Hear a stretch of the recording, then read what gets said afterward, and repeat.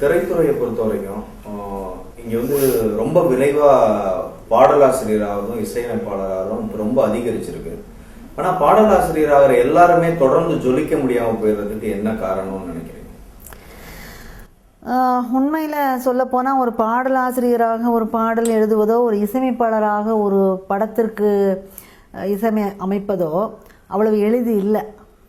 குறைந்தபட்சம் ஒருத்தரும் 3 ஆண்டுகளாவது வாய்ப்பு தேடி அலைஞ்சு இதுக்குள்ளேயே சுற்றிக்கிட்டு இருந்தால்தான் அந்த முதல் வாய்ப்பு கிடைக்கும். அதனால் அந்த எத்தனை ஆண்டுகள் நம்ம தேடி அலைஞ்சோங்கிறது வேறு யாருக்கும் தெரியாது இல்லையா? அதனால அந்த வாய்ப்பு எளிதாக கிடைக்கிறதாக நீங்கள் நினைக்கிறீங்க. உண்மையில் அது இல்லை. ஏன்னா அன்றாடம் கவிஞர்களும் இசையமைப்பாளர்களும் வந்துக்கிட்டே இருக்காங்க சென்னை கோடம்பாக்கத்தை நோக்கி. எல்லாருக்கும் வாய்ப்பு கிடைச்சிருதில்ல. யார் அந்த போராட்டத்துக்கு தயாராக 3 ஆண்டு ஆனாலும் பரவாயில்ல, 4 ஆண்டு ஆனாலும் பரவாயில்லன்னு நிற்கிறாங்களோ அவங்களுக்கு தான் கிடைக்குது. அப்படி கிடைத்த பிறகு நீங்கள் கேட்கறது ஒரு சரியான கேள்வி. எழுதுகிறாங்க, 1-2 படங்கள் எழுதுகிறாங்க, 10 படங்கள் கூட எழுதின பிறகும் கூட ஜொலிக்க முடியாமல் போனவங்க இருக்காங்க. இப்படி நிறைய பேர் எழுதுறதுக்கும் காரணம் நிறைய படங்கள் வருது.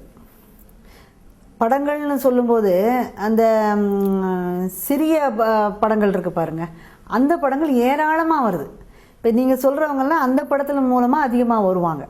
இப்போ அந்த படங்கள் எத்தனை சிறிய படங்கள் வெற்றி அடைஞ்சிருச்சுன்னு நினைக்கிறீங்க? எந்த கவிஞனுக்கும், எந்த இசையமைப்பாளருக்கும், எந்த இயக்குனருக்கும் இந்த முதல் படத்தினுடைய வெற்றி எப்படியோ அதை பொறுத்து தான் 2வது படத்தினுடைய வாய்ப்பே கிடைக்கும். இப்போ இந்த சிறிய படங்கள் மூலம் அறிமுகமாகி அந்த படம் சரியாக இல்லாமல் எப்படியோ கஷ்டப்பட்டு 2வது சிறிய படத்தில் சேர்ந்து அதுவும் தோல்வி அடைஞ்சதுன்னா ரொம்ப கேள்விக்குறியாயிடுது அவங்களுடைய அடுத்த வாய்ப்பு அப்படிங்கிறது. அதனால் அவங்களால நிலைக்கவே முடியாது.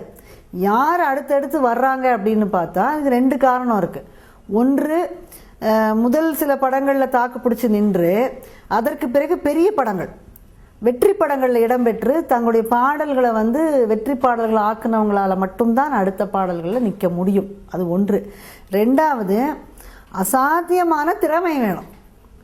ஏனோ தானோன்னு ஏதோ கவிதை எழுத தெரிஞ்சவங்க, சுமாராக பாடல் எழுத தெரிஞ்சவங்களால கண்டிப்பாக நிலைக்கவே முடியாது. அதுவும் இருந்தால் மட்டும்தான் அடுத்த படங்களில் தங்களை புதுப்பிச்சுக்கிட்டு ஏதோ ஒன்றை எழுதி ஒரு 2 படம் சமாளிக்கலாம். ஆனால் அதையே பண்ணிக்கிட்டு இருந்தால் கொஞ்ச நாளில் தெரிஞ்சு போயிடும், அந்த வேடம் கலைந்து போயிடும்.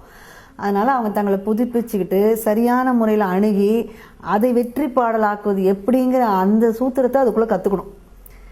அந்த புத்திசாலித்தனம் ஒன்று தேவைப்படுது. இந்த கவித்துவங்கிறத தாண்டி என்ன நடக்குது இந்த திரை உலகில். இப்போ ஒரு 2 ஆண்டுகள் ஆயிடுச்சு நம்ம எழுதி. இந்த 2 ஆண்டுகளில் சமூகத்தில் என்ன மாற்றம் இருக்குது, எதை மக்கள் வரவேற்கிறாங்க, நாம் எப்படி மாறிக்கணும் அப்படின்னு யார் அதை உள்வாங்கி புத்திசாலித்தனமாக இருக்காங்களோ அவங்களால தான் அதில் நீடித்து நிற்க முடியுது. இன்னைக்கு தமிழ் கவிதை உலகில் பெண்களோட பங்களிப்பு ரொம்ப பிரதானமாக இருக்குது. பெண் மொழி பற்றி கூட ரொம்ப சிலாகிச்சு பேசுகிறாங்க விமர்சகர்கள். ஆனால் பெண் பாடலாசிரியர்கள் அப்படின்னு எடுத்துக்கிட்டா தாமரை மாதிரி அபூர்வமான ஒரு பாடலாசிரியர் தான் நம்ம சுட்டி காட்ட வேண்டியிருக்கு. இது என்ன காரணம்? திரைப்பாடல் துறையில பெண்கள் அவ்வளவு சீக்கிரம் நுழைஞ்சு வெற்றி பெற முடியாம போறதுக்கு என்ன காரணம்? அது ஒரு பெரிய தொழில்நுட்பமா? இந்த கேள்வியை ரொம்ப ஆண்டுகளாக கேட்டுக்கிட்டே இருக்காங்க.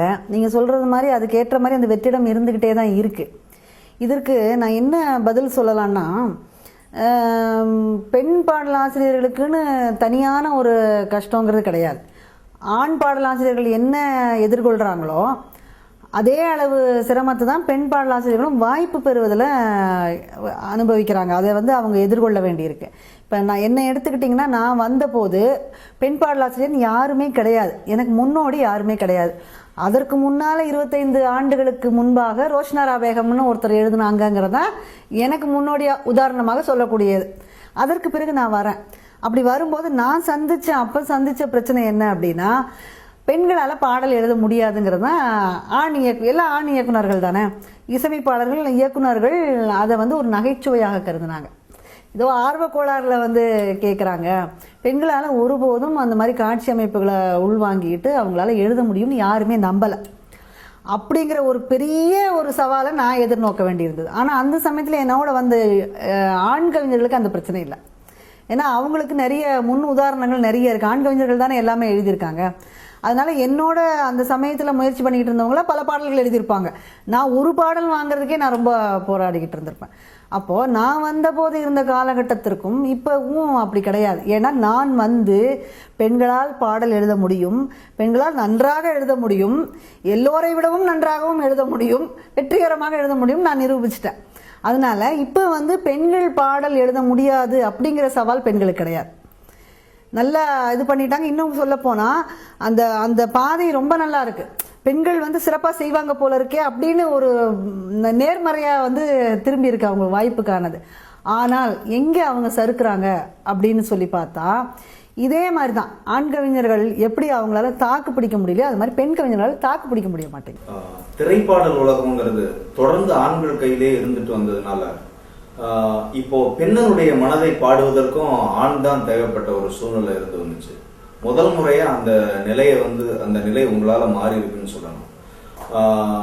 ஒரு பெண்ணினுடைய பார்வையில ஆணை பார்ப்பது, ஆணினுடைய தன்னுடைய பார்வையில சரியான ஆண் அழகியலை வெளிப்படுத்தினதுல உங்களுடைய பாடல்களுக்கு முக்கியமான பங்கு இருக்கு. முக்கியமா வசீகரா, அழகிய சுறா, இந்த மாதிரி வந்து மிகச்சிறப்பான அழகியல் பார்வை வந்து உங்களுடைய திரைப்பாடல்கள்ல தனித்துவமாகவே இருக்கு. இந்த தனித்துவத்தை வந்து தொடர்ந்து தக்க வைத்துக் கொள்கிற ரகசியம் என்ன? நான் ஏற்கனவே சொன்ன மாதிரி பெண் பாடலாசிரியர்கள்னு யாருமே இருக்கலை, ரொம்ப குறைவாக இருந்தது. அப்போ பார்த்தீங்கன்னா திரைப்படம் தொடங்கிய காலத்திலிருந்து குறிப்பிட்டு 1-2 பேரை தவிர, பெண்களை தவிர, பெண்ணுடைய உணர்வுகள் எல்லாமே ஆண்களால் தான் சொல்லப்பட்டு வந்திருக்கு. அப்போது ஆண்களே தான் பாடியிருக்காங்க, சிறப்பாகவும் பாடியிருக்காங்க, இல்லைன்னு சொல்லவே முடியாது. அவங்களும் நல்ல பெண்களுடைய உணர்ச்சிகளை வெளிப்படுத்தியிருக்கிறார்கள். ஆனாலும் அதில் நான் என்ன குறை நான் கண்டேன் அப்படின்னு சொன்னால், அவங்க பெண் இப்படித்தான் நினைப்பாள் அப்படின்னு அவங்க என்ன நினைக்கிறாங்களோ அதைத்தான் வெளிப்படுத்தியிருக்காங்க. அது ஒன்று. ரெண்டாவது, பெண் இப்படித்தான் நினைக்க வேண்டும்னு அவங்க நினைக்கிறத வெளிப்படுத்தியிருக்காங்க. ரெண்டும் தான் காலங்காலமாக இருந்து வந்தது.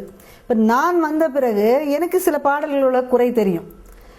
ஒரு பெண்ணுன்னா அவள் வெக்கப்பட்டு தலை குனிஞ்சே ஆகணும் அப்படின்னு தான் ஒரு ஆணுடைய பாட்டு வந்து அவனுடைய இது கம்பீரம் தான், பெண்ணுக்கு வந்து நாணம் தான் அப்படிங்கிறதான் அது வரைக்கும் காலங்காலமாக அதைத்தான் சொல்லிக்கிட்டே இருக்காங்க. ஆனால் இப்போ சமூக சூழ்நிலை மாறிடுச்சு, பெண்கள் வெளியில் வந்துட்டாங்க.